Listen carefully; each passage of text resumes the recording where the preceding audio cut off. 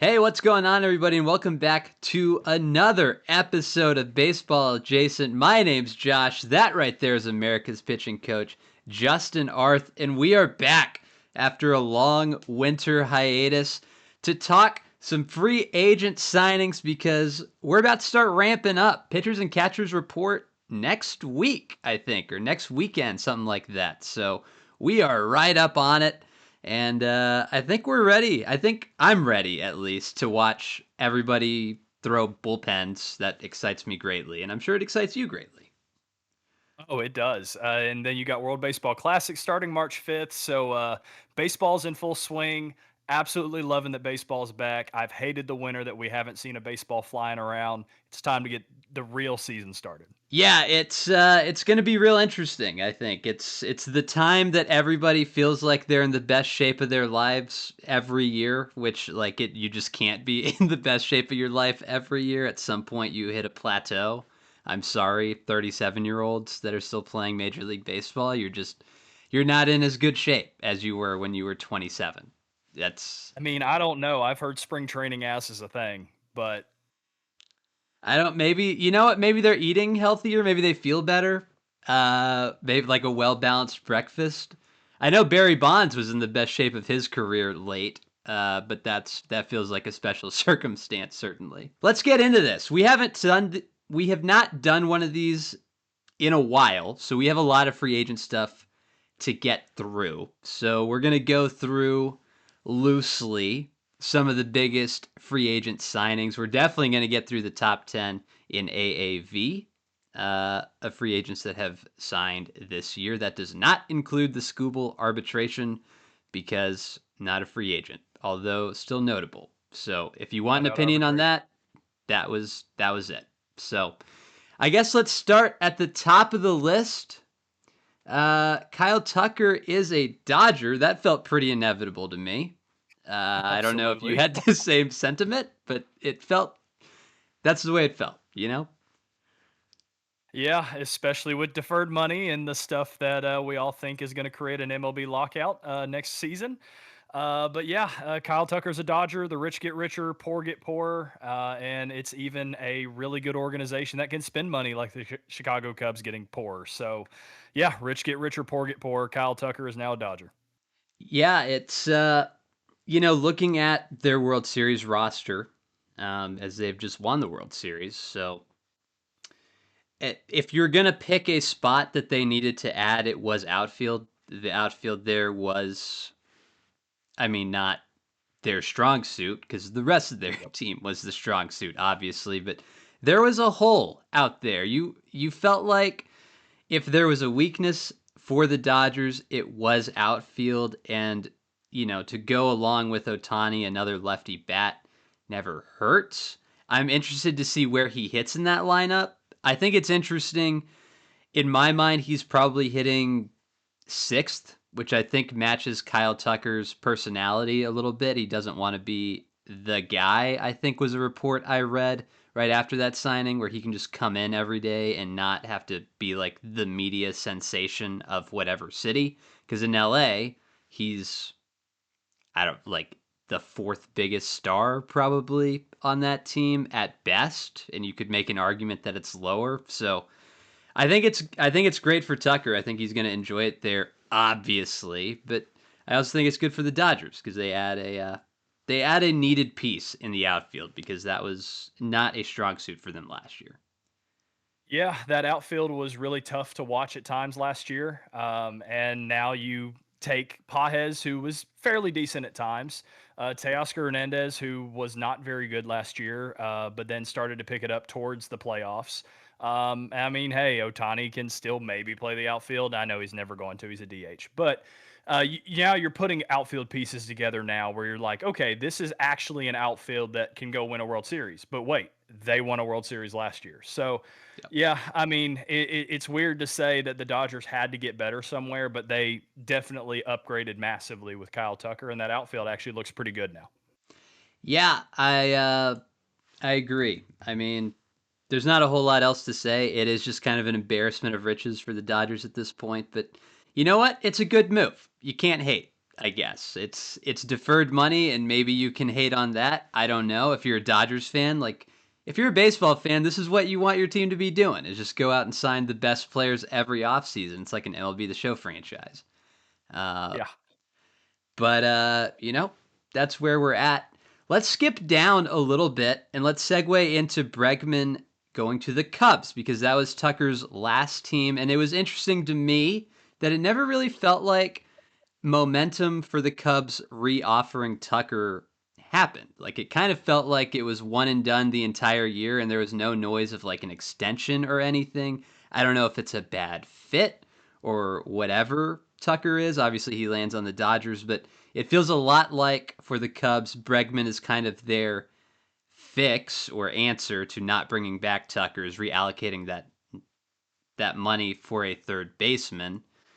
I kind of like the move. What do you think? I completely agree. I like the move for the Cubs. I mean, the infield has been fairly decent, but I mean, the corner outfield, or excuse me, the corner infield spot, and even like your shortstop, second base has kind of been a revolving door of utility players that again have been good utility players, but they're utility players that just kind of bounce around every day. So getting someone like Alex Bregman to now hold down third base and lock down that ends up becoming a really good bat there too. Veteran presence, won World Series before. I think this is absolutely big for the Chicago Cubs. So now you have a leader like Dansby Swanson at shortstop. You've got another leader in Alex Bregman there. It brings some pop to the lineup too. I mean, can't wait to see balls actually fly in the wind there in Chicago Yeah. now. Like obviously we talk about it kind of robs from homers, but the wind can help you there too. So Bregman's a guy that can do that and would like to see the ball fly there, and I think he's in a perfect spot in the Windy City to do so.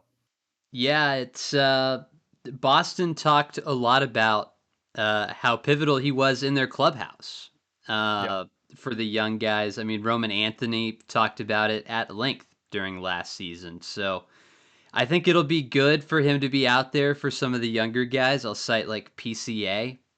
I Yep. feel like Bregman's a great guy to just have around. Young guys on your roster or not to learn from. But I mean, Bregman kind of posts like he's going to play you 150 games a year. He's going to play a really strong third base, and he's probably going to hit his 35 home runs. And you're just not even going to think about it. It's not going to be the most shocking thing ever if he hits 40 or if he hits, I don't know, 280 or something. Like, he's going to be, that's a great signing, I think, if Yeah. you're the Cubs.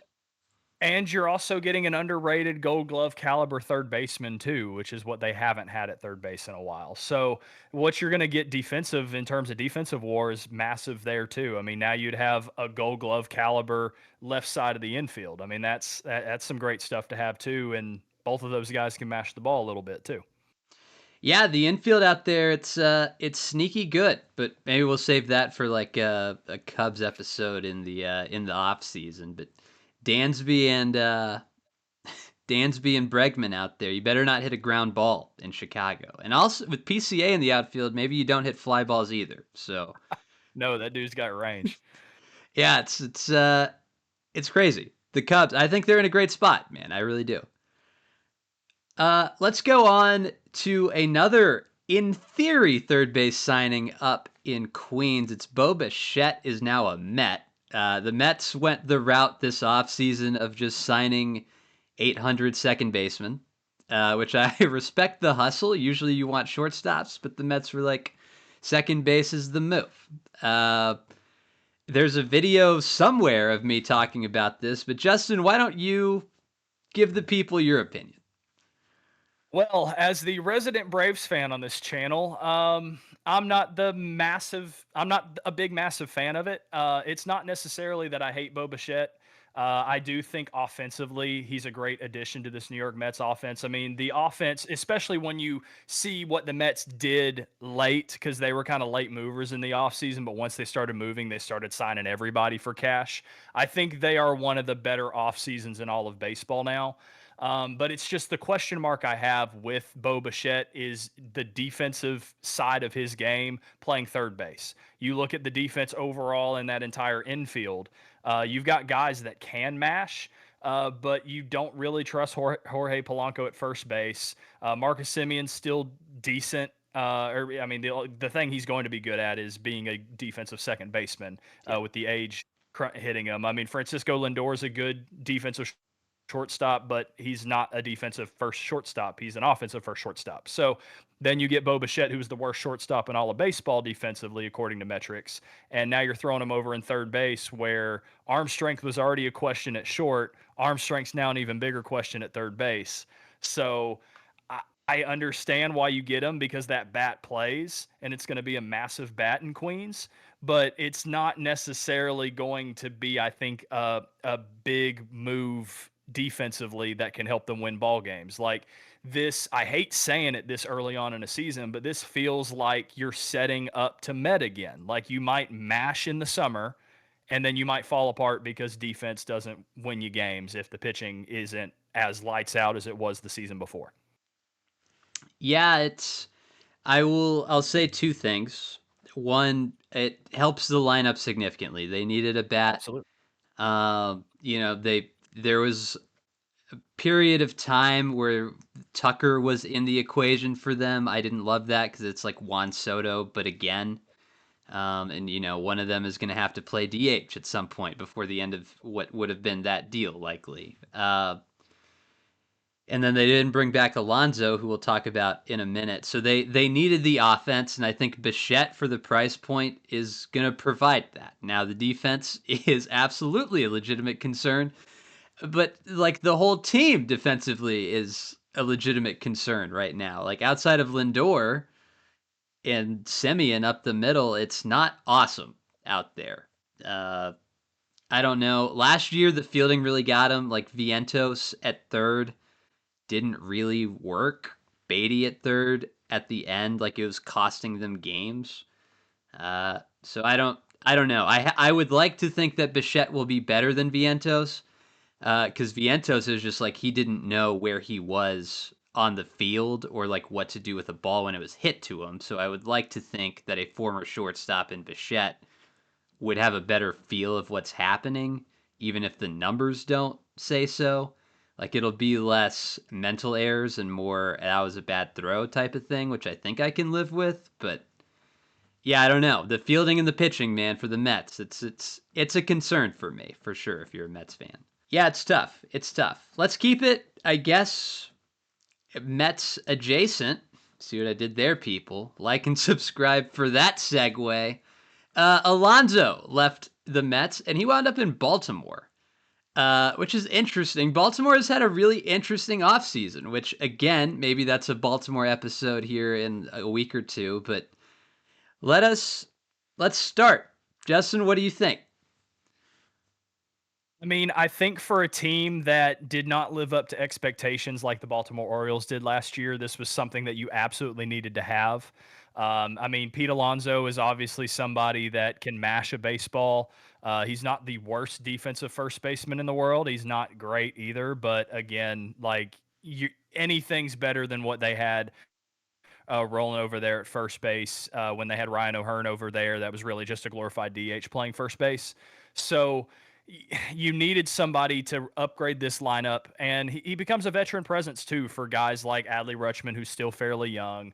You still got the other catcher right behind him that's still really young. Gunnar Henderson's still young. I mean, it's a very young roster. So getting someone that can go and contribute, be the heart of this lineup, but then also be a team leader in a way too, is massive. I mean, the Corbin Burns situation hurt him massively last year too. But you look at where the Orioles are offensively, it's like the lineup looks pretty good now.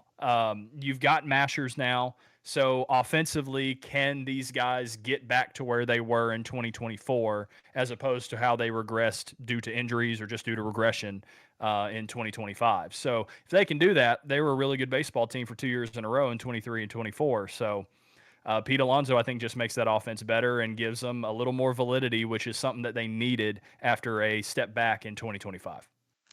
Yeah, it feels very much like a signing that Baltimore is just saying, "Hey, we're going for it." Like Yeah.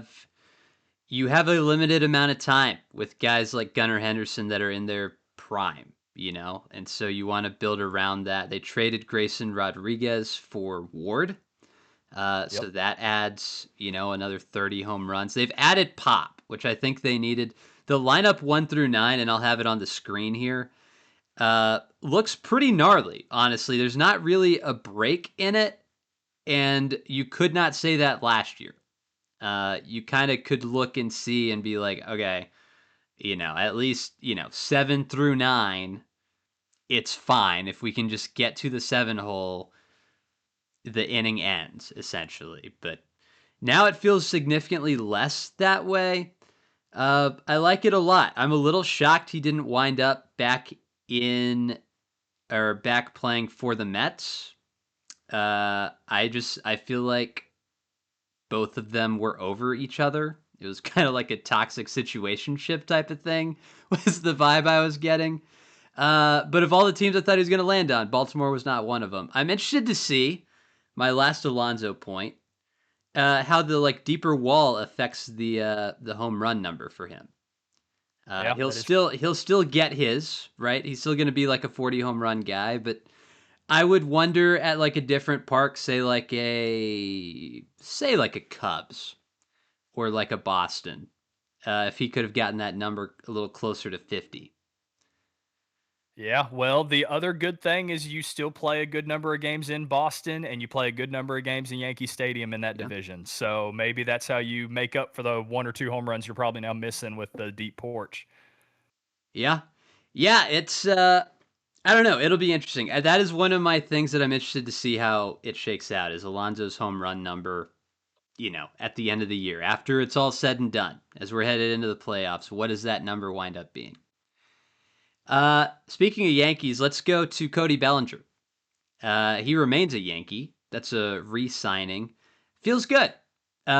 Because the Yankees, if not for that, it would have been a pretty rough offseason, I think. So it kind of is like an offseason saving signing for them. I don't know if that's like an insane thing to say. At least at the time it was. Everybody was freaking out that they weren't doing anything, so they at least retained him. Uh, what do you got?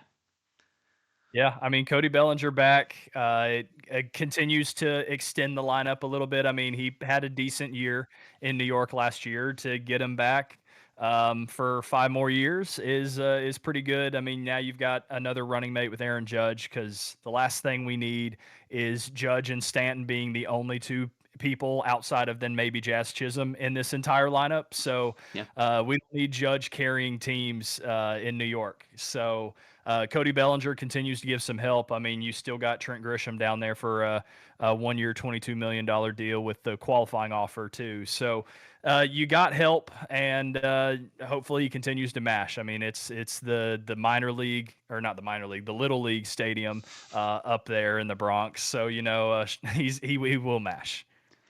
Yeah, it's I wonder how many more years of legitimate like legitimate outfield Bellinger has left in him. At some point he's going to play first. That feels like a Yep. given. Although that's kind of what we think about Judge. That feels like that clock is ticking, like that's been floated more than a few times. Judge is still like really good in right field, don't get me wrong, but there is a point where 37-year-old Judge is not going to be able to play right field when he's still 6'7", 280 pounds or whatever he is, like built like a Greek god. That is going to stop being feasible in the outfield at some point. So I That wonder just how feels many. like DH because Stanton will be gone at that point.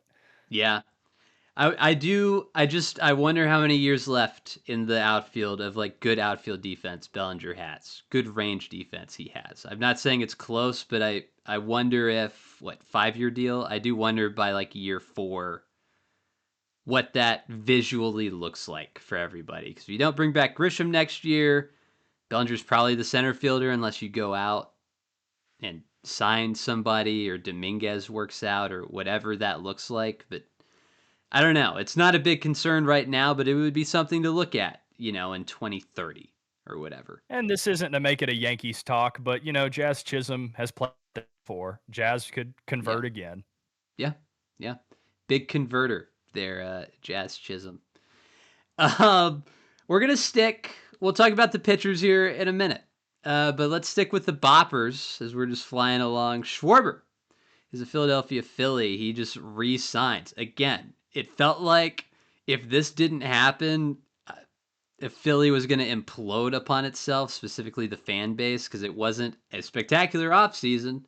It was headlined outside of Schwarber by bringing back JT Realmuto and bringing in a not awesome last year Adolis Garcia. But Schwarber makes you feel a lot better about the lineup. So I don't know. I have a lot of questions about their offseason, but I like the Schwarber signing. Yeah, getting Schwarber back is massive. I mean, obviously, the home run derby champion. Go check out that vlog if you haven't seen it from the All Star game. My experience there. Go check that out. Shameless plug.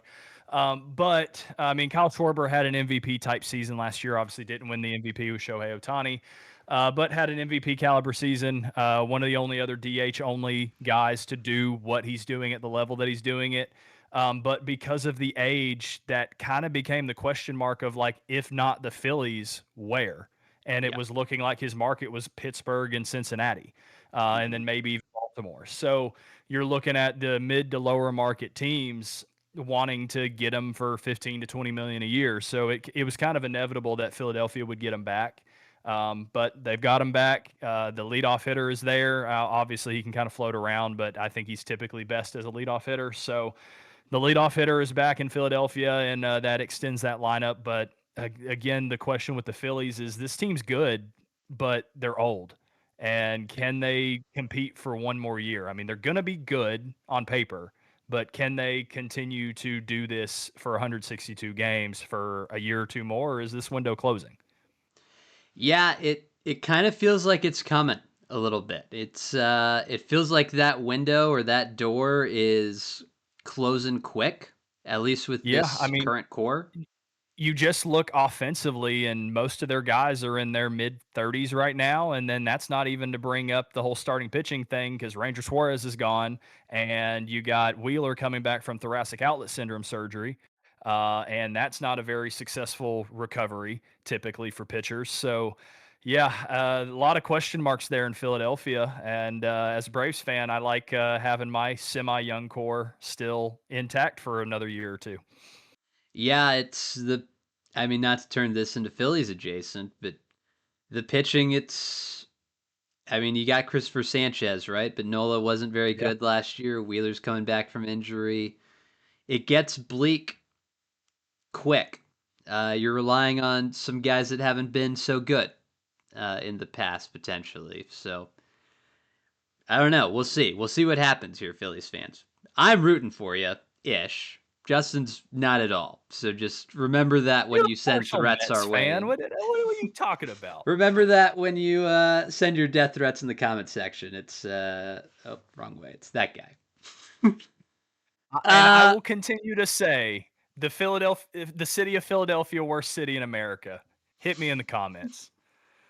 yeah, yeah, yeah. Let's move on. Let's talk some pitching, dude. Rangers Suarez first. That feels like the most natural thing. Former Philly, now in Boston. I don't know what Boston is doing. This is its own rant video, but Suarez like adds depth to that rotation. They needed it. Crochet obviously was, I mean, one of the best pitchers in baseball last year, but he can't pitch 162 games. So, Rangers Suarez is going to help that a little bit. I still think the Red Sox team is reasonable. It's not awesome. It's not world breaking. I think the AL East is a lot, it feels pretty good. And I don't know that Boston has made the improvements to compete. But Yeah, Boston may not have made the improvements necessarily to compete on the Yankees, Blue Jays, and maybe even Orioles levels. But at the same time, like I think I'm a big fan of this Ranger Suarez signing. Maybe a lot of it is just because I'm a big fan of the pitching coach over there and the pitching lab that they have, and how Ranger Suarez is kind of always underratedly like really, really good. But I think Ranger Suarez getting to work with that pitching staff in Boston is going to be absolutely massive. I mean, you've seen what Garrett Crochet was doing with the Chicago White Sox, and then you get guys like him in Boston, and you see what he's doing there. I mean, I'm a big fan of it per se. I mean, you still got your Tollies and your other kind of younger guys trying to prove themselves there too. But yeah, I'm a big fan. I think it gives them some more depth. But if this team's going to be successful, it's going to be on the back of that pitching rotation as opposed to necessarily offense. I mean, you lost Bregman, um, but what did you really add in the offseason? So there's question marks offensively. So if this team's going to win, they're going to win 3-2 in a pitching duel. Yeah, I think it's been a frustrating offseason if you're Boston. It's been a frustrating last like calendar year if you're Boston. Going back to signing Bregman, I think was the start of this whole thing. Is telling Devers he needed to be a DH, not to bring that whole thing back up, but you moved off of Devers, and the thought was, oh, they're moving that contract to go sign somebody big, like another big bat this offseason. And it just really didn't happen, right? Suarez is not an insignificant signing, but it doesn't really feel like they've filled like the Devers hole in the lineup that they created. Yep. And obviously, you're counting on people like Roman Anthony and Wilyer Abreu and Rafaela to step up and take another step forward. But it still feels like there's kind of a hole in that lineup that just never got filled.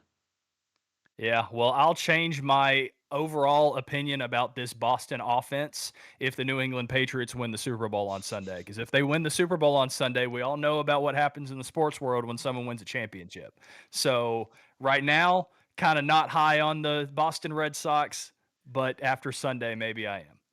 Could be. Could be. Let us know your Super Bowl picks down in the comment section below, I guess. Are you pros? Is it Seattle? Seattle or Yep. Boston? New England? God. I don't know if that's making the video. You'll know if I'm lazy or not if that makes it into the video. Let's stick in the East. Dylan Cease is a Blue Jay. Again, the best get better. The Blue Jays, I mean, like 6 inches away from a World Series, and 6 inches is a lot. I want that to be heard right now, but they were close. They were real close last year, uh, and they're still going for it, which you got to respect. I think last year was a bit of a fluke, but it feels like the Blue Jays are bought in. Specifically, like ownership is bought in on bringing in players and trying to keep this window open for as long as they can. They re-signed Vlad last year. I think this makes the rotation a lot better. But yeah, Yeah, I would completely agree. I mean, you had to do something losing Bo Bichette. But I mean, this team's still good even without Bo Bichette in that lineup. Because obviously he really wasn't in the lineup much until the World Series anyway on their playoff run. So Ernie Clement obviously stepped up massively, but you add to that rotation, and now you've got a really good big three right there. And so you look at what they have pitching wise, it's like, okay, Rich gets richer. And Dylan Cease, I think, again, in a even better organization. Um, Now you've really kind of got a big four too. Thinking about Jose Barrios in the picture, that's kind of overall consistently good. I mean, you've got a really good strong rotation to get you through the AL East right there, and you replace Scherzer for Cease. I mean, Scherzer 5 years ago, sure, like that's not an upgrade, but yep. Scherzer in 2026, definitely an upgrade with Dylan Cease there. So the team gets better, and they're trying to keep that World Series window alive. And obviously, you had to do something to use the money that you're leaving with Bo Bichette. So, good signing, in my opinion. Love Dylan Cease. Would have loved him in Atlanta. Yeah, I mean, Cease is like it's crazy to call him underrated, but he led the league in strikeouts per nine last year, and it's not an easy league to do that in anymore. Now the total strikeout number didn't blow anyone away because he didn't have the innings pitched. Obviously, Crochet beat him on that by like 80, I believe is the number. So Crochet blew him out of the water in strikeout number, but K per nine, Cease led the league, so he's gonna punch tickets out there. I think that's important in a league where you're gonna have to play judge a whole lot of times, and like Alonso and the Orioles offense a whole lot of times. Like it's important. I think this was a big ad for them. I think even going through the off season, or excuse me, the postseason for Toronto, in the same way that the Dodgers, the weakness was the outfield. I feel like the entire postseason run, we were like the Toronto pitching I don't trust it, and this makes me trust it a little bit more. So, way to go, Toronto. Way to fix a problem, I think. Or not a problem, but address a lesser strength, we'll say. Yeah, it's more of a strength now after we saw what Trey Savage did in the postseason.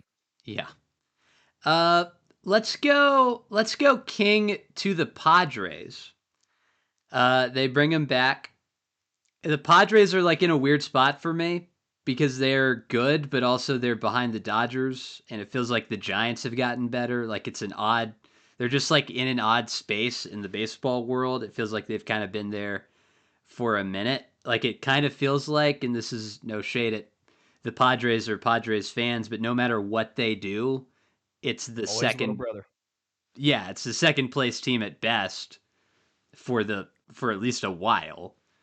But I like the signing. I like bringing him back. It feels like that was going to be pretty important for their team to stay competitive, because you still got wild card spots, and they were not that far away from winning the division last year.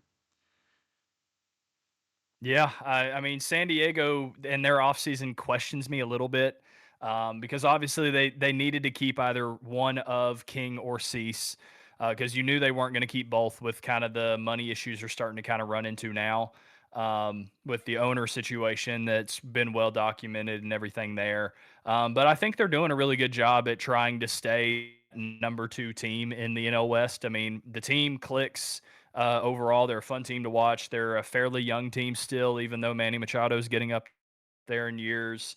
I mean, Fernando Tatis is actually starting to kind of get close to 30 now, which is weird to say. But yeah, I mean, Michael King gives them something to hold their hat on in terms of the pitching. And outside of that, I don't really know what else they've really got there because they had some losses even in the bullpen with the Robert Suarez going over to my Atlanta Braves and things like that. So I think they're definitely staying competitive. But like you said, Josh, it's one of those things where San Diego or Arizona or San Francisco, they're always going to be second place to the Dodgers. And they have the infinite money glitch. And so you're trying to just be the second best team in that NL West division. Yeah, it's a tough spot to be. Um, I mean, Tatis is getting older. I just looked it up. He's 27 this year. He just debuted so young. That's still a young man. Um, yeah, I don't know. It feels like you're asking a lot of your team, but I think Michael King was important to bring back for sure, especially after no Cease. You don't know, we don't really know what the Darvish situation holds at this moment, at least while we're recording this. So you need guys to throw, and King is a damn good guy to throw innings for you. So it feels like a win for the Padres. I'm just in a weird spot for them. I'm in a weird spot for the whole NL West. It's just like it's odd. Yeah, it's kind of a crapshoot on which one of those three teams that have a decentish roster is going to be second place and get a wild card. Yeah, but we'll see. We'll see. Let's go up to, I mean, the last of our top 10, and then we'll talk teams for a second, maybe some of the smaller signings. I say last of the top 10. He's the third highest AAV this offseason. It just is the last guy we're talking about. But the most recent. Yeah, Framber Valdez. You are a Detroit Tiger. I have many takes on this, but I'll let you go first. How are we feeling? I've got one of two takes with this, and we kind of talked about this earlier today. Like my first initial take is like, okay, the Detroit Tigers are actually like going for it. They're in their Okay. final year of Scooble. I mean, you just had the arbitration number come out with Scooble. Scooble won. Funny tweet from CJ Nikowski. If you can go find it, I'll send it to you after this. Where CJ Nikowski was like, "We have me and Tariq Scooble have two things in common: left-handed pitcher and beat the Tigers in an arbitration hearing, and then that's where the CJ Nikowski and Tariq Skubal comparisons die. Yep. But Yep. outside of that, like 32 million for Skubal. Now you bring in another really good pitcher in Framber Valdez, and his market this offseason's been really weird because of the crossing up the catcher situation that's been well documented, but he's still a damn good pitcher. Yeah. and has been one of the top guys on a Houston Astros team that has been very competitive, has won multiple division championships, have been to the ALCS consistently over the last decade, it feels like, let alone World Series for a while.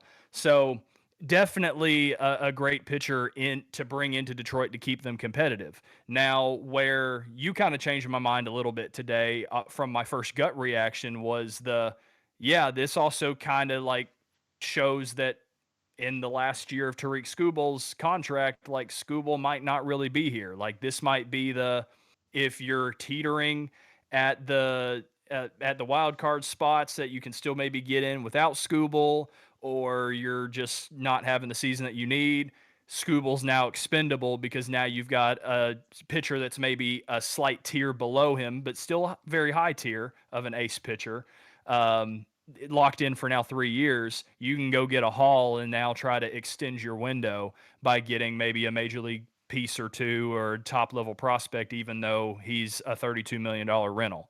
So it does make Scooble more expendable, but at the same time, I really want to believe that this is Detroit going all in for this season, and then they'll just reassess it June when they've got to now make a decision come July. Yeah, I would have paid great money, speaking of Scooble, to be in that arbitration hearing. I would have I would have loved to have heard the Tigers argument. For what was it, 19 million? Is that what they offered him for the Yeah, 19 million and 32. best pitcher in baseball? They're like, "Yeah, dude, 19. Take it or leave it." He's like, "I'm leaving it. We're going to court." Uh yeah, it's I don't know. It feels like a we're trying to win move, which obviously like every team is trying to win, but the Tigers for legitimately the first time in a long time, I think they're like, "Oh, we have a shot at this. We should do something about that." And so they brought in, Framber, who's, you can like or hate the antics, but he is one of the best pitchers in baseball, and the paycheck they're about to pay him reflects that. Um, it kind of gives them a 1-2 punch that's going to be pretty gnarly to face in October should they get there, and I feel like they will. But yeah, I won't lie, and I don't know what this says about how cynical I am or whatever. My first thought was, oh, I wonder what that does to like the Scooble trade market. That was the first thought that I had when the notification popped up. Was like, oh, that's interesting. It kind of makes Scooble a little more expendable, which I don't want them to trade him, but like, should they be 500 at the deadline or something? Like they're, let's call it 5 games back or whatever, and you're just not sure you're going to make the playoffs. It's going to be an interesting time to make a decision, and I think it gets a little easier offloading him if you have a guy like Framber. And I know we're playing a lot of hypotheticals here, but I don't know. It's a thought that I had, certainly. Yeah, it's definitely not a bad thought because again, it's like, okay, yeah, you're not what you're going to get for Scooble at the deadline is not what you would have gotten last year at the deadline because of the arbitration controllable years. Now Yeah, you're actually getting a 2 month rental or 3 month rental sure. at a third of what that $32 million arbitration cost would be. So obviously teams would do it and you're still going to get a haul. But how much of a haul are you going to get compared to like if Skeens was traded on the market? Yeah. And so you're looking at it as like, okay, well, do we run the risk of just trying to go for it because our 1 and 2 is just that good, and we're hoping the offense is just as good as it was last year until they fell off. And then if we lose them, we lose them, and if we are able to somehow keep them, we keep them. But this arbitration stuff probably makes it look like they're going to be difficult to keep them unless you massively overpay, and I don't think the Tigers have that much money to overpay. Yeah, it's a tough spot to be like as a fan. Like if you're a Detroit fan, this is like not a great conversation for us to be having, I'm sure. I don't know, it's a tough spot, right? You never want to trade your best player or your favorite player or whatever, but I don't. It's an interesting thing that sports does to us. Like just uprooting Scooble and his family for 2 months to ship him off to, hypothetically Seattle was the first team I thought of for whatever reason for 2 months to just try to ball out and win a championship for a city he doesn't care about currently. It's a weird thing, right? If you really think about it. So I don't know. I like the Framber signing to bring it back to him. I think it makes them a better team for sure. Uh, and he's going to be nuts in that ballpark, I think, because it's pretty tough to hit there early in the season, and then it gets tough to hit there again late in the season. So if he can just survive the summer months, he's going to be pretty good, I think, at least numbers wise. But I don't know. We'll see. We'll see. Detroit is another team that's like in a weird spot for me. Yeah, well, let's just hope that all this trade conversation with Scooble dies because they're a 102 win ball club and they've got at the trade deadline they've got Scooble's extension for a 10-year deal already signed, sealed, delivered. Yeah, that's the hope. That's the prayer, I guess, for Detroit. Yeah.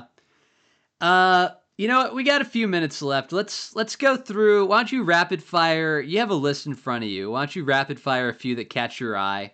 Maybe we'll talk a couple of teams at the end that we haven't like talked about yet. But go for it. Pick world's your oyster.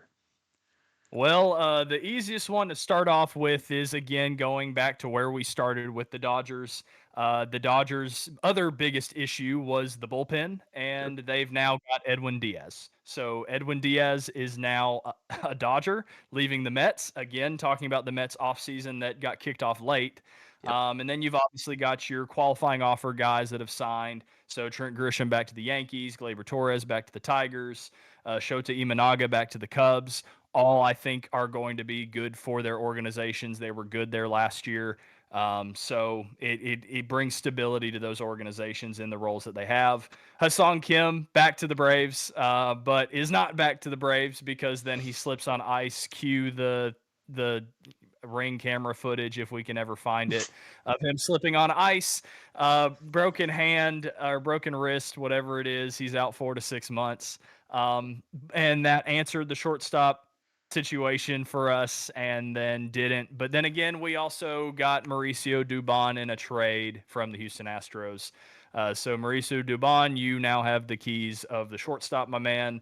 Hashtag Braves life. But like we kind of mentioned in Mets talk, Jorge Polanco going to the Mets, going to play first base now as of the abundance of second basemen that have gone to the Mets.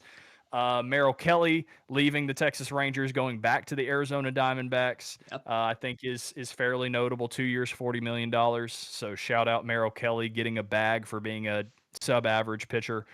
Um, and then Josh Naylor, I think this is a massive one for Seattle. Like Seattle's mid-market in terms of money. You get someone like Josh Naylor back 5 years, 92.5 million. I think that's massive for them too. And then just to tie it on back to in that West Coast, you still got Luis Ariz that just made the decision to go to San Francisco.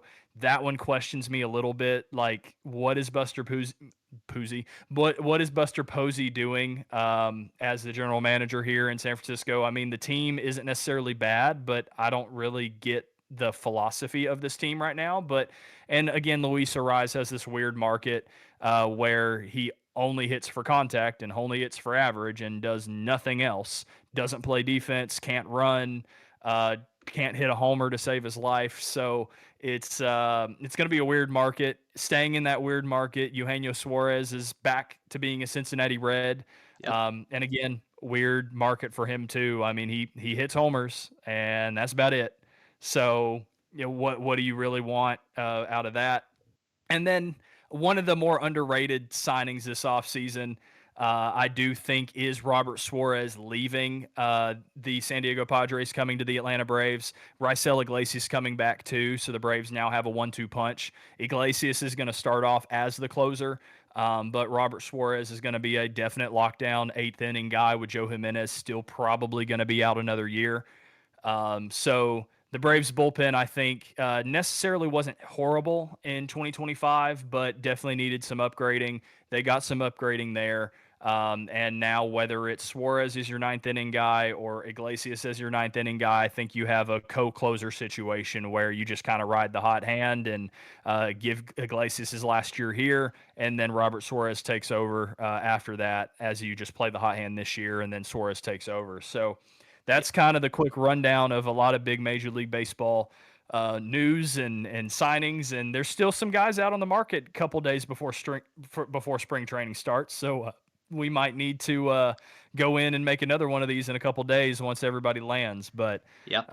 let us know if there's any like underrated signings in the comment section that you think is gonna like go in. Like I'll go and say Martin Perez, a guy that the Braves have brought in and signed, a World Series champion.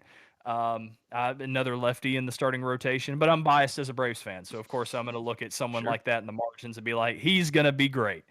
But no, let us know your underrated signing in the comments, and which one of these signings is going to be a massive upgrade for their teams. Yeah, Justin flew through a bunch of those. I want to dig into a couple here before we're done, and we'll start with, the Braves, but really the NL East in general. It feels like that meme where there's like the dragons and like three of them look like incredibly pissed and menacing, and then like one of them just doesn't. All of them don't look menacing right now. I think every single NL East team's offseason has been like, what in the world is going on for the Braves, the Phillies, the Mets, the Marlins, the Nationals? Like, I don't think any of them have had incredible off seasons. Uh, I don't know. I think the NL East has a chance to be really, really dumb this season, which kind of excites me a little bit, if I'm honest. I think there's a world that the winner of that division wins like 88 games. There's also a world that a couple of teams pop off and you get a couple of 100-win teams. I just don't know. I have no idea what's about to happen in the NL East, and I think that's kind of cool. Yeah. I'll leave my conversation or my opinions on the NL East for another episode. Yeah, But yeah, yeah, you just have the Nationals definitely being the dumb dragon, and then you have maybe some menacing top three, and then the Marlins. yeah. They're there. They're hanging out. They're doing things. They're vibing. They're The Marlins are the surviving. fourth best team in the division. I'll say it. Yeah. Uh, I'd like to dig in a little bit to the Giants infield because I just think that now is a hilarious infield that they have assembled. Because Luis Arias couldn't really play second, so that Padres moved him to first and figured out he also couldn't really play first. And then the Giants are like, well, Devers also can't really play first at this point in his life, but so we're gonna move Arias back to second.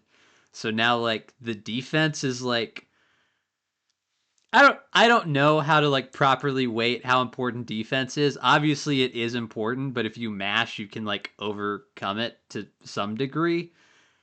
I don't I don't know, man. It's an odd infield of like, kind of old Matt Chapman, Willie Adames, Luis Arias, who's going to hit 330 but can't really field or hit anything other than singles. And then Devers, who we just don't know what that's going to actually look like at first base at this moment.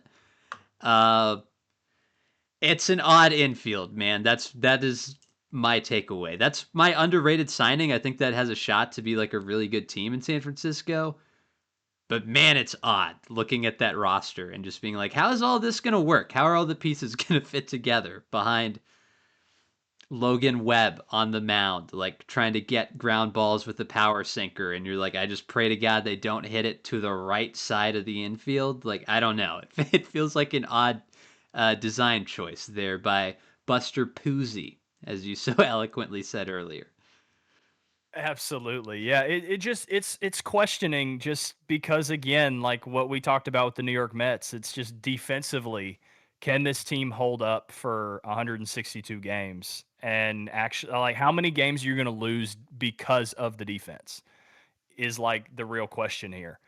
Because Yep. I don't really trust that defense is amazing. Like Willie Adames is a decent shortstop, but again, not amazing. But like Francisco Lindor is a lot better shortstop than Willie Adames is defensively.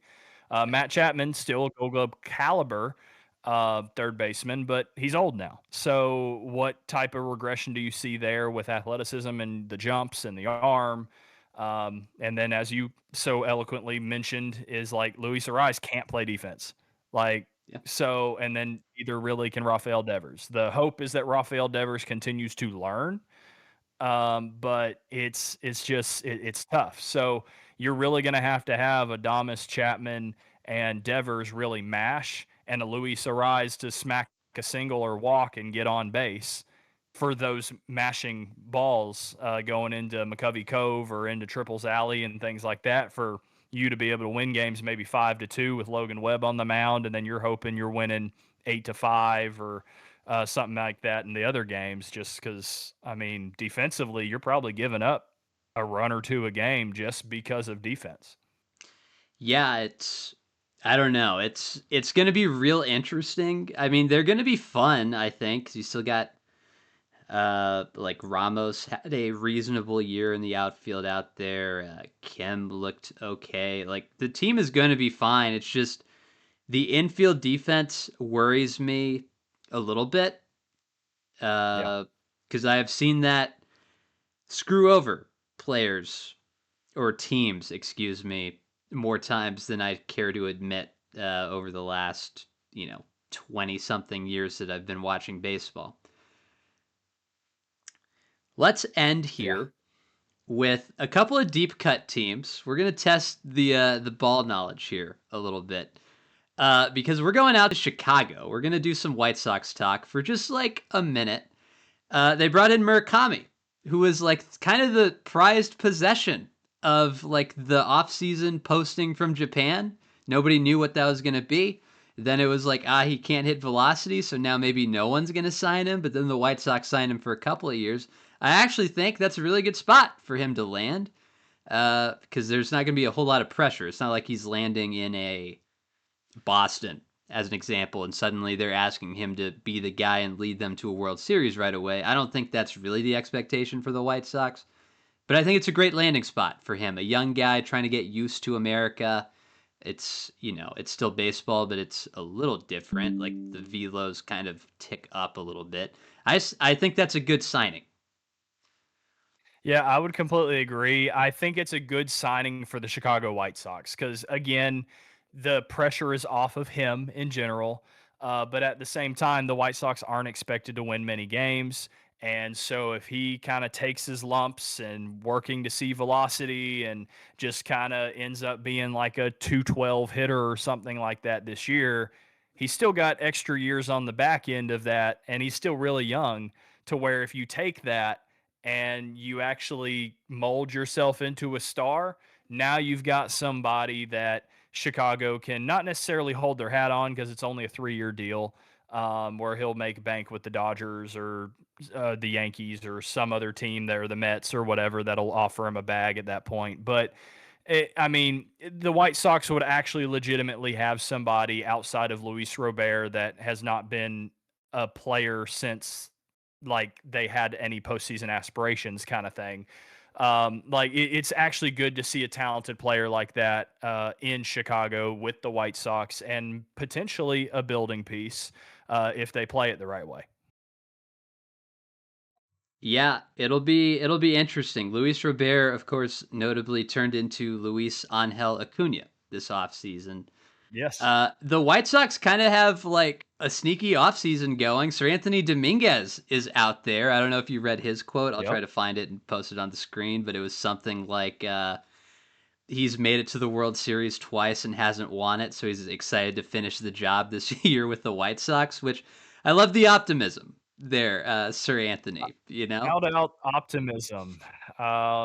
I wonder if his number 8 is going to be upside down like it was in Toronto at the trade deadline because that's what that quote sounds like. God, I hope so. I hope so. They brought in Austin Hayes. Feels significant. Kalenic is out there at this point. They have made Yeah, moves. I it's don't know if it's the they're Braves awesome moves, Central. but they are moves, you know?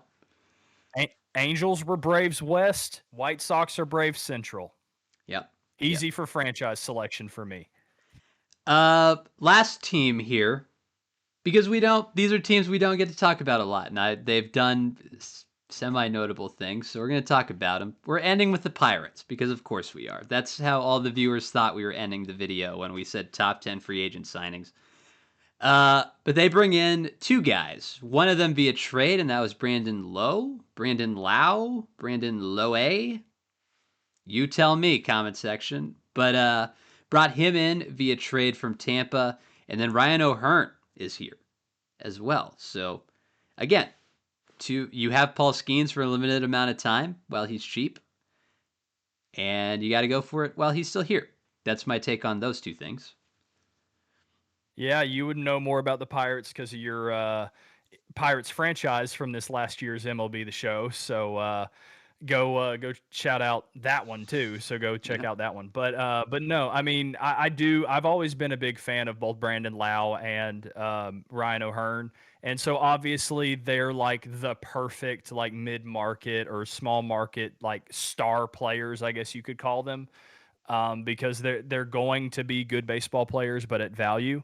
yeah, That's kind of who I was looking at, or at least Brandon Lau per se was who I was kind of targeting. Of like, if you wanted to go get a second baseman that could probably be a designated hitter too, where like Ozzy plays DH and Brandon Lau now plays second base. Like that was kind of the guy I was looking at in the trade market for an offseason video. Then I just never got out, but either way, like you look at what the Pirates are doing, and like it's sneaky good in my opinion. yeah, Like I wouldn't be surprised if they take another step forward. I mean, Brandon Ashcraft, I think could very well have another good step up season, or Braxton Ashcraft, I think his name is. yep, Um, but either way, like I think that rotation's getting better in terms of young guys understanding what they're doing.